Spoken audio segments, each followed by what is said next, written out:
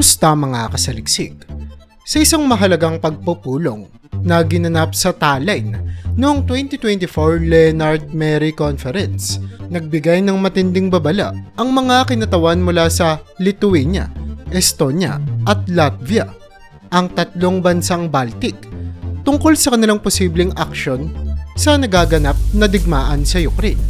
Ipinahayag ng mga ito na handa silang tumulong sa Ukraine upang tulungan itong depensahan laban sa lumalalang banta mula sa Russia, kahit na wala pa silang formal na pagsang-ayon mula sa NATO. Ang ganitong hakbang ay hindi lamang magpapataas ng tensyon sa pagitan ng Russia at mga bansang Baltic, kundi maglalagay din sa NATO sa isang masalimuot at komplikadong sitwasyon. Ang tanong na nagiging sentro ng diskusyon ngayon, dapat nga bang sumali ang NATO sa mga bansang Baltic sa mga direkta at aktibong pagtatanggol sa Ukraine o hintay na lamang nila kung paano tutugon ng Russia? Ang nakikitang pagtaas ng agresyon ng Russia ay isang seryosong banta sa kalayaan ng mga bansang Baltic na nag-udyok ng malalim na diskusyon. Ano ang magtutulak sa kanila na magpadala ng mga tropa sa Ukraine at ano ang magiging implikasyon nito sa buong alyansa ng NATO? Paano rin makakapekto ang aksyon ng mga militar ng tatlong bansang ito kung sakaling pumasok sila sa teritoryo ng Ukraine? Ang mga katanungang ito ay mahalagang pagtuunan ng pansin, lalo na't ang bawat hakbang ay maaaring magdala ng komplikado at masalimuot na pagbabago sa sitwasyon sa rehiyon.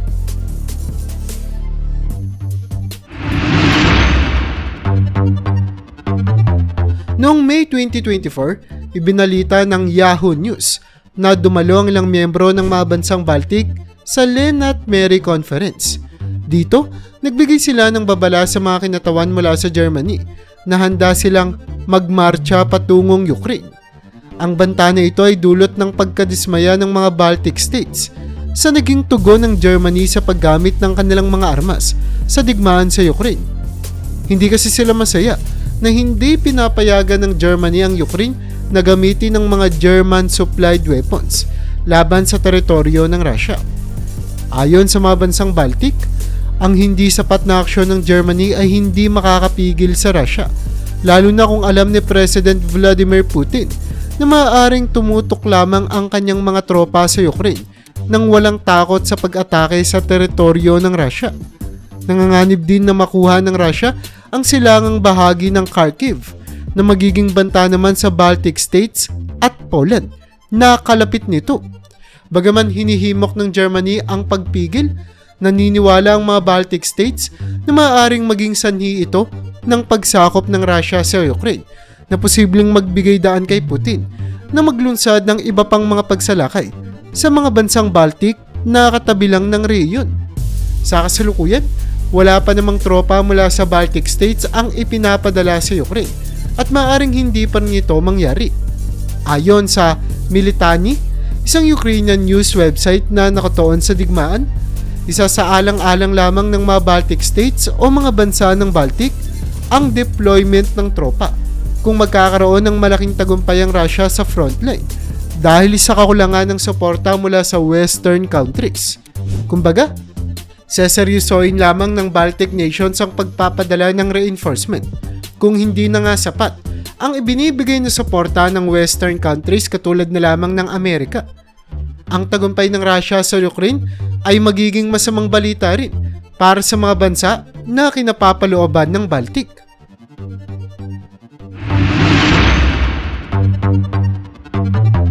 Ayon nga rin sa isang ulat noong Mayo 20, 2024, binanggit ng Prime Minister na si Kaja Kallas ng Estonia na may mga sundalo mula sa iba't ibang bansa na naroroon na sa Ukraine upang magbigay ng pagsasanay sa mga puwersa ng Ukraine. Bagaman hindi pa kabilang ang Estonia sa mga bansang ito, sinabi naman ni Prime Minister Kallas na ang pagpapadala ng mga sundalo sa Ukraine ay isang bukas na usapan at hindi dapat isara ang posibilidad na mangyari ito. Ipinapakita nito na ang Baltic states ay patuloy na naghahanda para sa anumang posibleng laban sa hinaharap.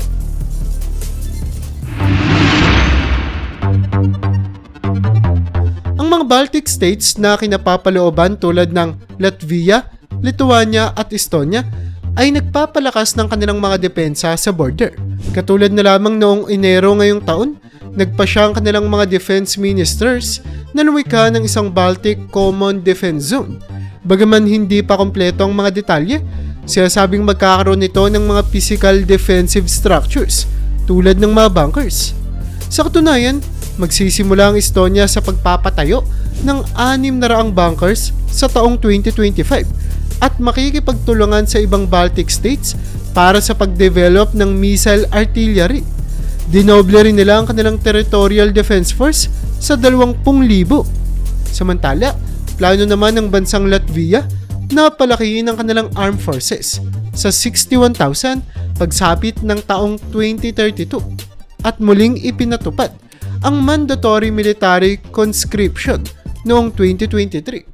Samantalang Lithuania naman ay nakikipagkasundo na maglagay ng permanent brigade o ito yung mga sundalo na magbabantay sa borders at tinatayang maglalagay sila ng 4,800 sundalo sa border ng Russia bago dumating ang 2027. Sa madaling salita, ang mga Baltic states o mga Baltic na bansa ay aktibong naghahanda para sa posibleng digmaan.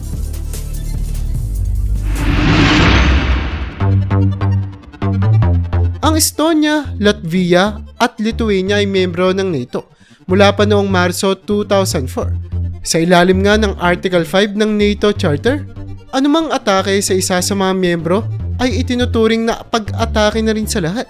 Ito'y nangangahulugang may obligasyon ng bawat miyembro ng NATO na depensahan ang mga Baltic states kung sakaling salakayin nga sila ng Russia. Ngunit, kung ang mga Baltic countries naman ang kusang magpasya na pumasok sa labanan sa Ukraine, maaaring mag-iba ang interpretasyon ng Article 5 na batas. Maaaring ipaglaban ng Russia na ang mga Baltic states ang nagsimula ng gulo, kaya't hindi sila maaaring idepensa ng NATO. Gayunpaman, mahalaga ang mga Baltic states bilang buffer zone sa pagitan ng Russia at ng iba pang bahagi ng Europa. Hindi maaaring hayaang makuha ng Russia ang mga bansang ito dahil magbibigay ito ng mas malaking kontrol sa Baltic Sea at strategic positions na maaaring gamitin laban naman sa Sweden, Finland, Poland at iba pang kalapit na bansa. Dahil dito, posibleng mahirapan ng NATO sa pagpili. Ano nga bang gagawin nila? Tumugon sa anumang hakbang ng Russia laban sa Baltic states na maaaring magdala sa kanila sa digmaan sa Ukraine o maghintay at hayaang lumakas pa ang banta ng Russia sa Europa. Ang tatlong Baltic states ay tila handang kunin ng desisyon sa kanilang mga kamay. Hinihikayat ang kanilang mga NATO allies na makipaglaban kasama nila o harapin ang posibilidad na mawala at tuluyan silang masakop ng Russia. Ito ay isang mapanganib na hakbang, ngunit tila handa silang tahakin ito.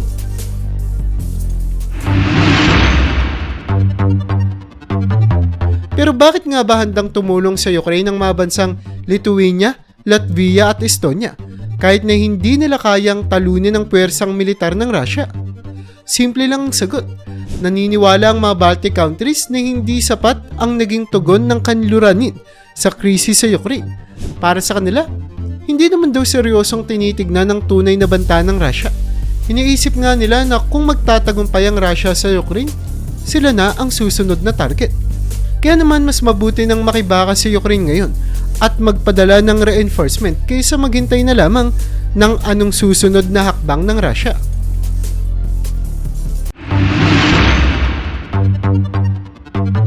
Malalim nga rin ang takot na nararamdaman ng mga bansa ng Baltic na maaaring maging target sila ni Putin dahil sa kanilang nakaraang karanasan sa ilalim ng Soviet Union.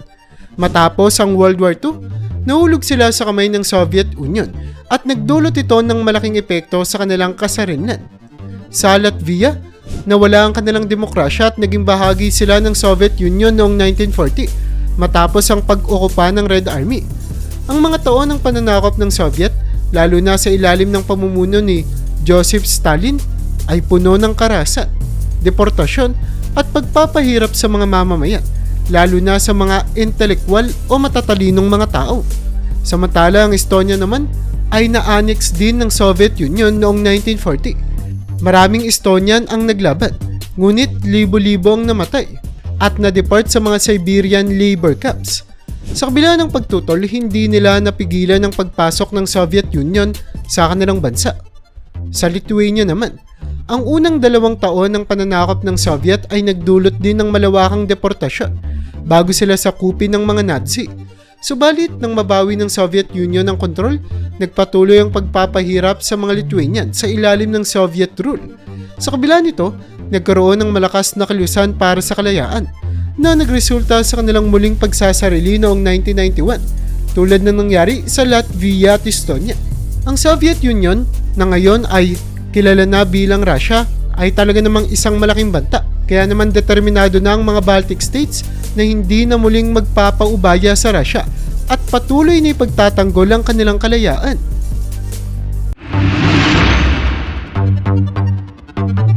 Dahil nga sa meron na silang malalim na karanasan sa mga Russian, matapos ang kanilang matinding pakikibaka para sa kalayaan, alam ng mga Baltic nation na posibleng sila ang susunod na target kung magtatagumpay si Putin sa Ukraine. Katulad na lamang sa isang panayam noong Pebrero 2024, kung saan inamin ni Putin ang pagbabalik ng mga teritoryo sa Russia ang isa sa mga pangunahing motibasyon ng kanyang mga aksyon sa Ukraine.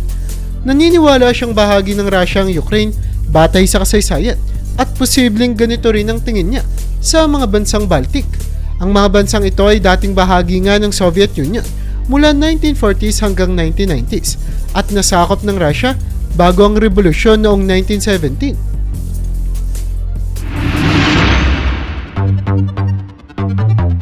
Naging mas agresibo ang Russia sa nakalipas na 2 dekada na labis na ikinababahala ng mga bansang Baltic. Ang pinakakitang halimbawa nito ay ang special military operation ng Russia sa Ukraine. Ngunit hindi rin nila kinakalimutan ang pag-aangkin ng Russia sa Crimea noon pang 2014. Bukod pa rito, naganap din ang Russian-Georgian War noon namang 2008, ang unang digmaan sa Europa sa ika-21 siglo. Parehong bahagi ng Soviet Union ang mga Baltic States at Georgia.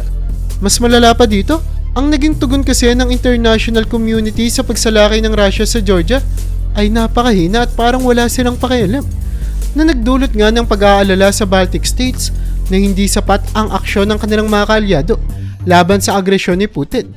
Naniniwala sila na hindi na nila dapat hayaan ang natitirang bahagi ng Europa na magkamali muli.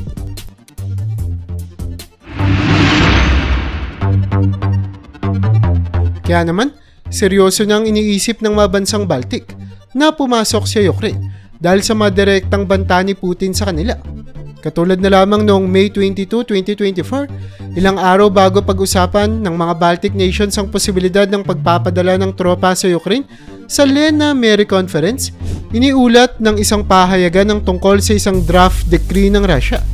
Ang naturang decree, bagaman tinanggal na, ay nagmumungkahi ng muling pagdodrawing o pagguguhit ng mga borders ng dagat ng Russia sa Baltic Sea na magbibigay sa kanila ng kontrol sa mga bahagi ng dagat na kasalukuyang pinamamahalaan ng Finland at Lithuania. Agad naman na tumugon ng Lithuania na ang proposal nito ay isang malinaw na banta kung saan ay gustong baguhin ni Putin ang mga borders ng mga bansa na malapit sa Russia. Kumbaga, gusto niya pang manakop ng mas marami pang teritoryo. Ayon kay Lithuanian Foreign Minister Gabrielius Landsbergis, ang mga aksyon ng Russia ay malinaw na hakbang upang takutin ang mga kalapit na bansa at lipunan.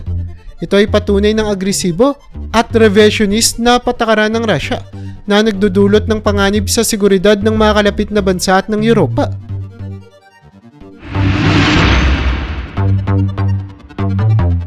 Ang pagsali naman ng Finland at Sweden sa NATO ay nagdulot ng positibong balita para sa alyansa, lalo na sa Baltic States na may mga pangamba laban sa Russia.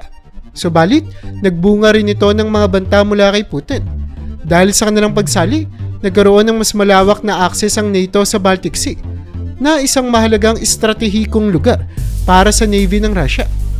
Meron kasing lugar dito na tinatawag na Kaliningrad, na eksklusibong pagmamayari ng Russia at daungan din ng mga barko sa Baltic Sea. Ito ang pinangangambahan ni Putin dahil maaaring maapektuhan ito sa pagtaas ng presensya ng NATO sa rehiyon. Maraming membro ng NATO ang tinitignan ang pagsali ng Sweden at Finland bilang tagumpay sa Baltic region at ilan pa nga ang tumutukoy sa Baltic Sea bilang NATO Lake. Gayunpaman, ang hakbang na ito ay maaaring mag-udyok sa Russia na maging mas agresibo, lalo na sa Baltic states, kaya't kailangang maging handa ng NATO sa anumang posibleng aksyon mula sa Russia.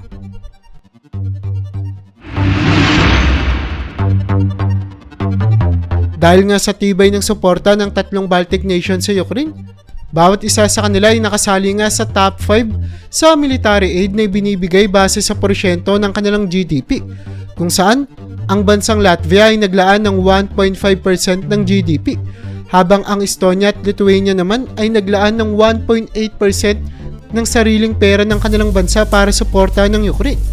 Ang kanilang suporta hindi lamang limitado sa financial aid, kundi sa patuloy na institutionalized na tulong. Halimbawa, ang Lithuania ay nag-pledge ng tuloy-tuloy na suporta sa Ukraine hanggang 2026. Nakikita ng Baltic States ang mga kontribusyong ito bilang bahagi ng pagpapalakas ng kanilang sariling depensa. Bukod dito, ang tatlong bansa ay nagsasagawa rin ng mga hakbang para alisin ang natitirang Russian influences mula sa kanilang mga bansa.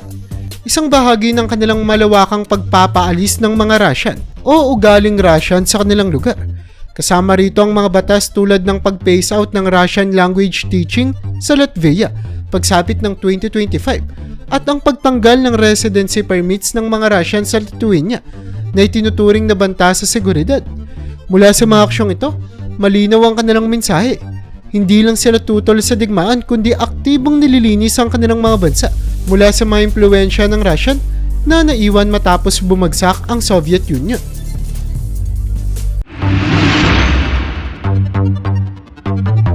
Sa kabila nito, ang tatlong Baltic states na gustong tumulong sa Ukraine na Estonia, Latvia at Lithuania ay hindi naman itinuturing na malalakas na militar kung ikukumpara natin sa Russia. Ayon nga sa 2024 Global Firepower Rankings, ang mga bansa ng Baltic ay nasa ibabang kalahati ng listahan ng 145 military nations. Sa tatlo, ang Estonia ang pinakamataas ang rango na nasa 87th place, habang ang Latvia ang pinakamababa na nasa 99th place. Ang Latvia kasi ay meron lamang 65,750 military personnel, ngunit 17,250 lamang dito ang aktibo. Wala silang mga tangke, pero meron naman silang 1,544 na vehicles, 59 self-propelled artillery at 6 na mine warfare vessels. Ang Lithuania naman sa kabilang bahagi ay may 141,150 military personnels, kung saan 23,000 dito ang aktibo. Meron silang 1,300 vehicles, 21 self-propelled artillery at 54 towed artillery. Ang kanilang navy ay may 11 assets, kabilang ang 4 na mine warfare ships. Ang Estonia ang pinakamalakas sa tatlo, na may 96,500 military personnel, ngunit 7,700 lang ang aktibo. Meron silang malalim na rocket artillery, 24 self-propelled artillery at 1,409 vehicles. Dagdag pa dito ay may 4 na mine warfare ships din ang kanilang navy. Bagaman hindi kasing lakas ng Russia, ang mga puwersa ng Baltic States ay maaaring makatulong pa rin sa pagtatanggol sa Ukraine, lalo na sa pamamagitan ng kanilang ground warfare equipment at mga mine warfare ships sa Baltic Sea.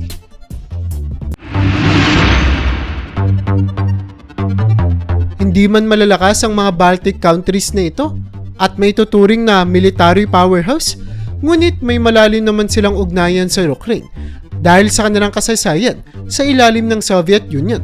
Dahil dito, maaari silang maging motivated na tumulong sa Ukraine, hindi lang para sa kapakanan ng Ukraine, kundi para na rin sa kanilang sariling mga depensa. May posibilidad ng kanilang pagsali sa digmaan ay magpalawak sa front lines ng labanan, kasama na ang kanilang mga borders na maaaring magpahina sa puwersa ng Russia. Isa pang mahalagang aspeto ay ang papel ng NATO. Ang pagsali ng Baltic States sa Ukraine ay maaaring magsilbing signal sa NATO, lalo na sa European members nito, na kailangan na nilang kumilos. Alam ng Baltic State na hindi sapat ang kanilang military strength para talunin ng Russia nang walang suporta mula sa kanluran. Sa kanilang pagsali, Maaaring ipakita nila kung gaano kahina ang buffer zone sa pagitan ng Russia at Europa na maaaring magpilit sa NATO na magresponde upang protektahan ang kanilang teritoryo. Gayunpaman, ito ay isang mapanganib na hakbang at tanging panahon lamang ang makakapagsabi kung itutuloy ng mga Baltic countries na ito ang kanilang mga pahayag na sasali sila sa digmaan kung sakaling lumawak pa ang kontrol ng Russia sa Ukraine.